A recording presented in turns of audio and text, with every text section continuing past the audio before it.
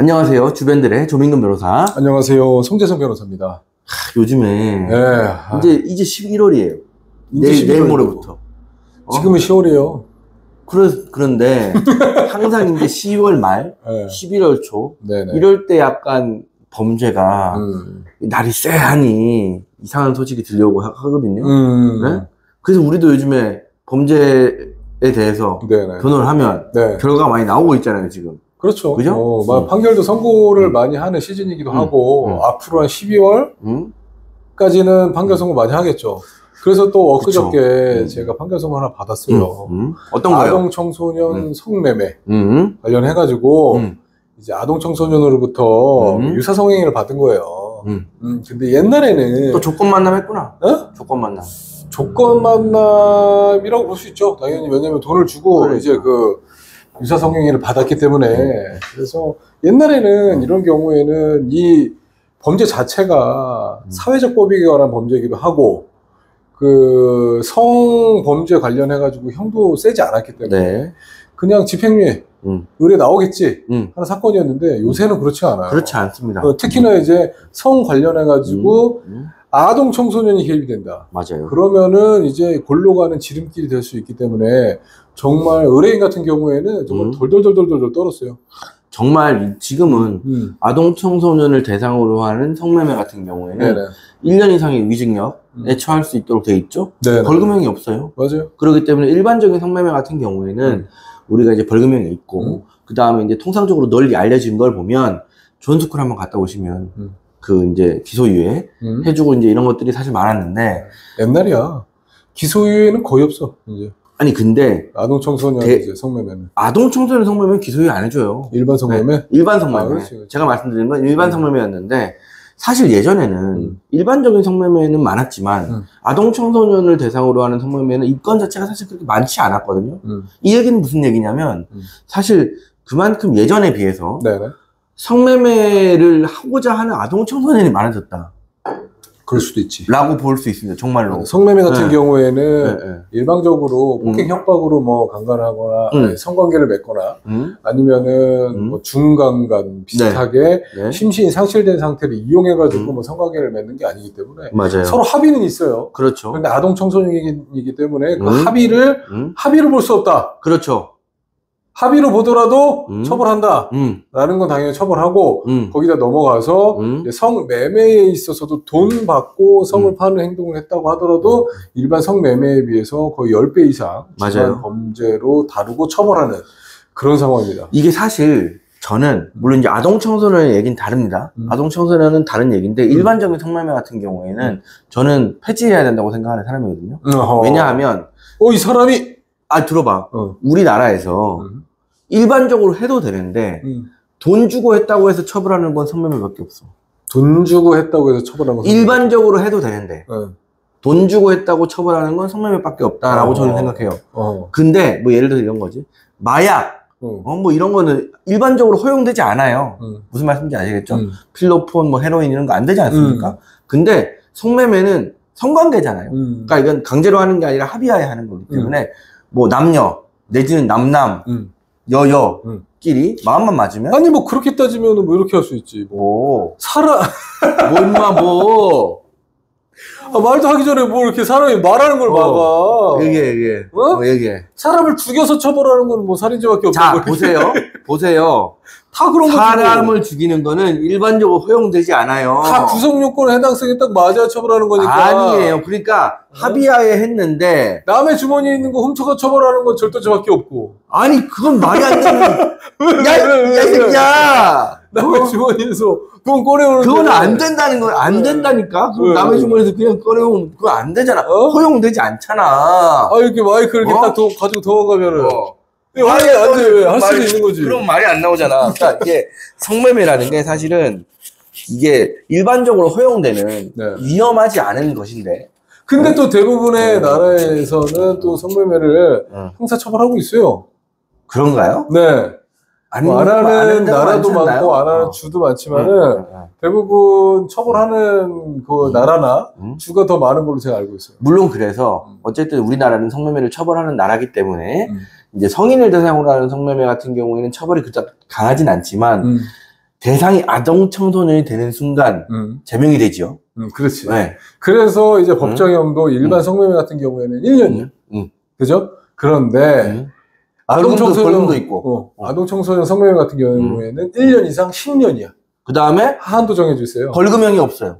하한으로 치면은 이제 뭐 사실 1년 이하는 1개월 이상이니까. 그렇죠. 하한으로 치면 12배. 그렇죠. 12배고. 12배지. 상한으로 치면 10배. 그러니까 중간을 잡으면, 왜냐면 1년 이하, 10년 이하니까. 10배잖아. 중간 치면 11배의 법정형을 규정하고 있는 거야. 일반 성매매에 비해서. 맞아요. 어마어마하게 이제 맞아요. 세게 처벌하고 있죠.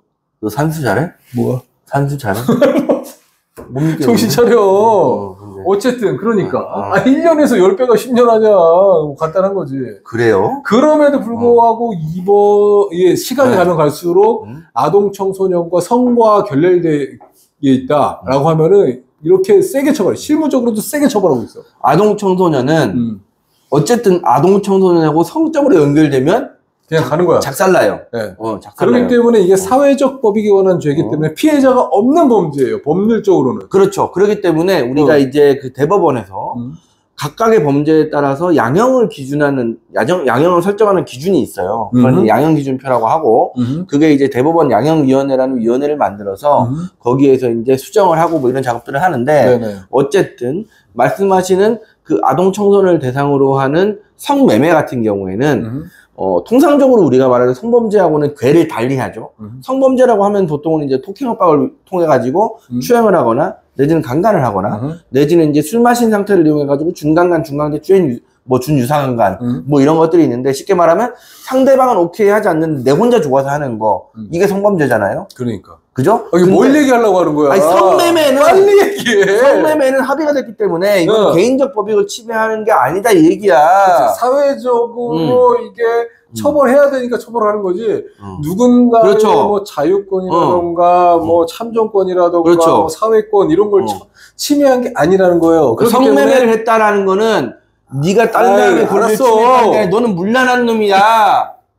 그렇기 때문에 피해자가 없는 범죄라서 그렇죠, 원칙적으로는 피해자와 합의 볼 수 없고 합의 볼 필요가 없어요. 그게 맞지. 법률적으로는 그래요. 그게 맞는데. 하지만 실무적으로는 아동 청소년의 성적인 자기결정권을 온전하게 행사하기 어렵다라는 판단 하에 혹시 이런 범죄에 연루됐고 빼박이다라고 했을 때는 합의를 보고 있습니다.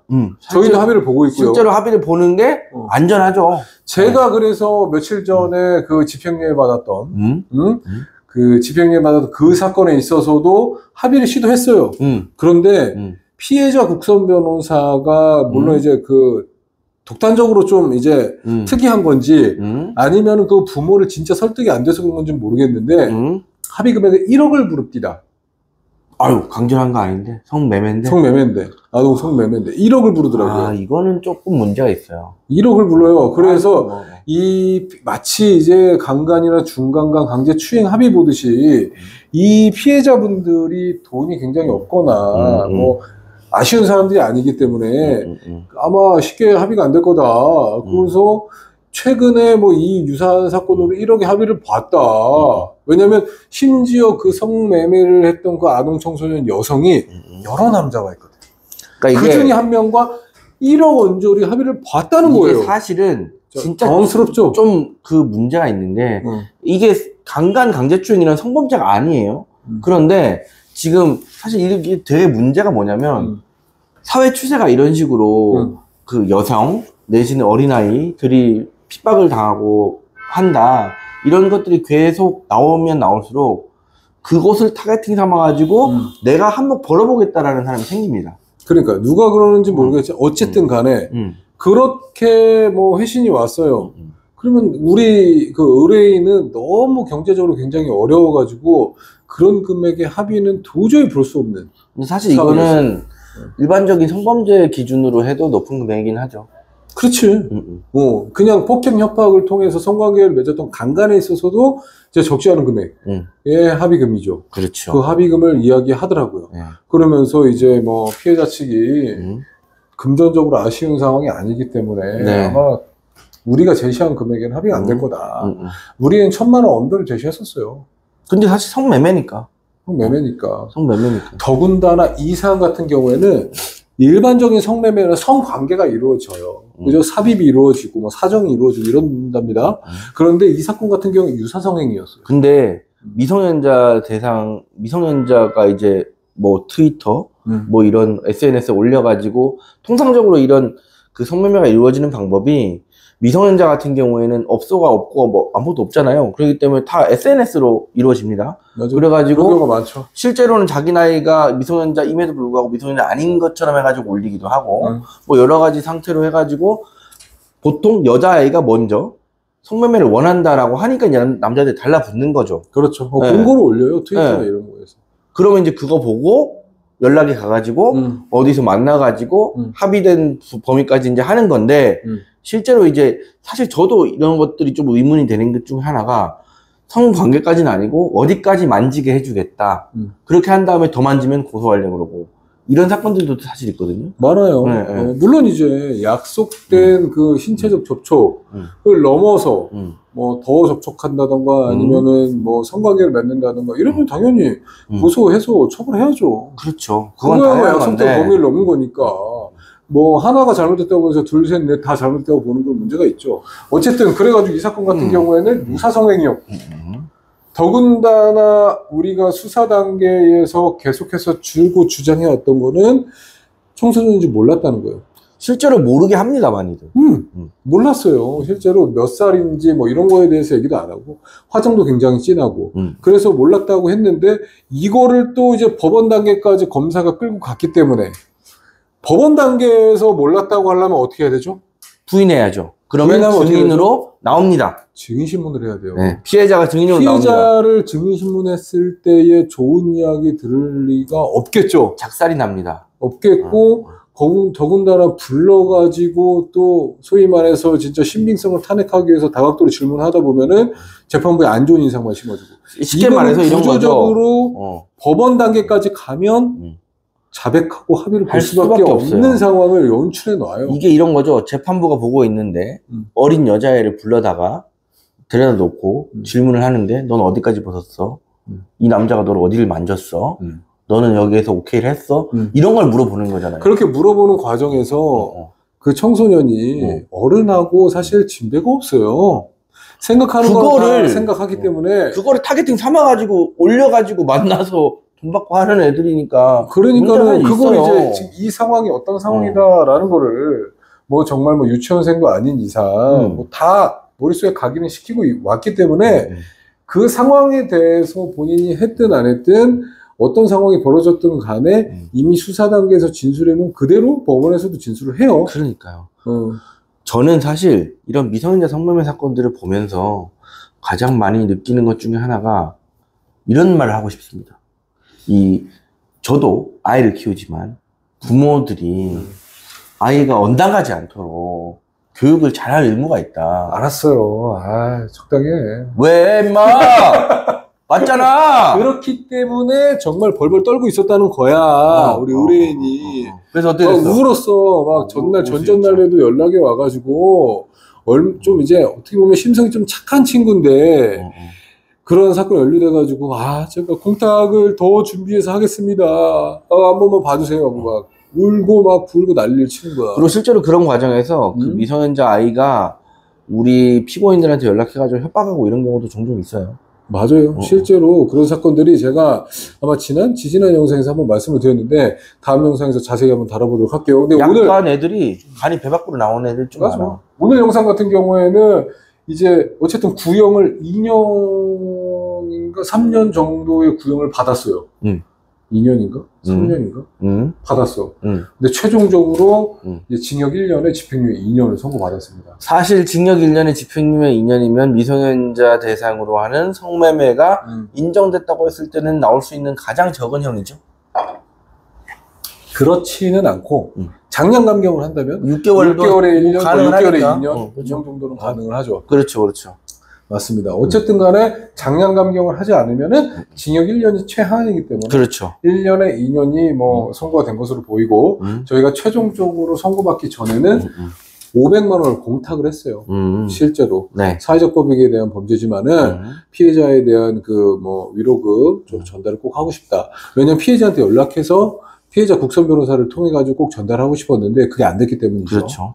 실제로 재판부에서도 이런 사건들을 진행을 해보면 그렇습니다. 그러니까 저도 뭐 마찬가지로 미성년자 성매매를 해가지고 집행유예 받은 사건들이 많은데 재판부 따라서 경우에는 이래요. 그러니까 저희가 이제 재판 마치기 전에 추가적으로 합의나 공탁을 하겠다라고 얘기를 하면 뭐 하시라 이런 재판부가 있는가 하면 우리가 얘기했던 것처럼 아니 변호사님 이거 뭐 굳이 사회적 법익 범죄인데 굳이 이거 뭐 공탁이나 합의나 이런 것들이 양형 기준이 아니다.